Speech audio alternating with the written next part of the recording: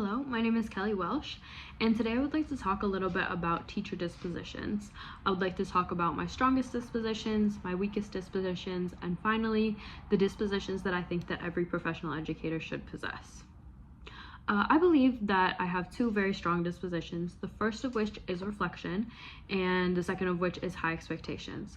Naturally, I'm a very reflective person. I like to journal and reflect pretty often on the things of my day-to-day life that I do well on and that I need to improve on.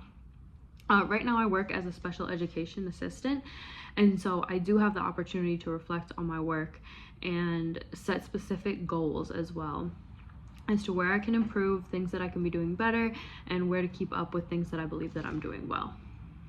Another thing that I believe that I excel in is having high expectations.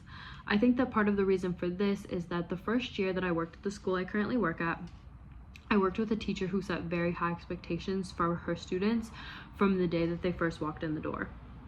And the students really rose to meet those high expectations, and for me, when I saw that, it really encouraged me to do that in my own life as well.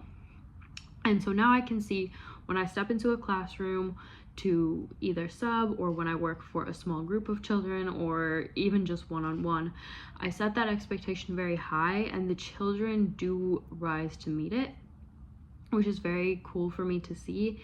And I believe that it is something that makes me good at what that I do, because the children begin to believe in themselves and actually rise to meet those expectations and see that it's possible for them. That being said, I do have a couple of dispositions where I feel that I'm weakest in. One of those is advocacy. Although I do believe it's extremely important, sometimes it is hard for me to advocate for my students, especially being one of the youngest people in my workplace. It's hard for me to go up to another more experienced teacher and say, hey, I think we need to do this differently, or I think the student may need something different than what they're receiving. And so because I believe that it's something that's very important, I want to make a conscious effort to work on it more, because I want to be the kind of teacher that advocates for my students and gets them what they need.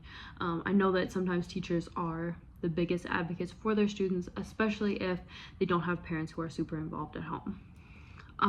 Another disposition that I would say that I'm a little bit weak in is fairness. Sometimes I struggle to create a balance between getting things done, having order in the classroom, and being a fair teacher. Sometimes there's so much to do and so much going on in the classroom that I'll just brush things under the rug or tell students to just get over it if they're having an argument, or maybe if they need something that they don't have.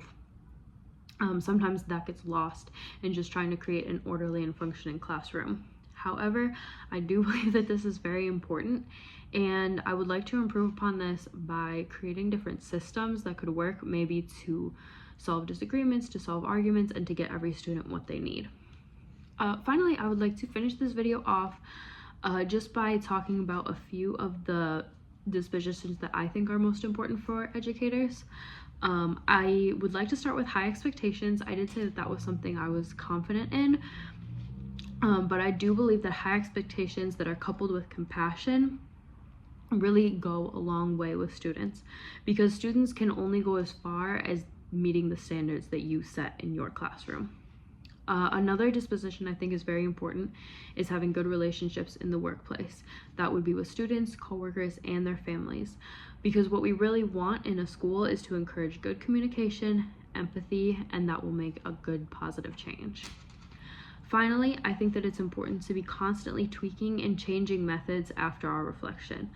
Reflection is extremely important, but it's really only as useful as the change that we make because of it. That being said, those are the dispositions that I really believe are important. That's where I believe that I excel and where I think I struggle, and that's also my plan to improve in the future. Thank you so much for listening.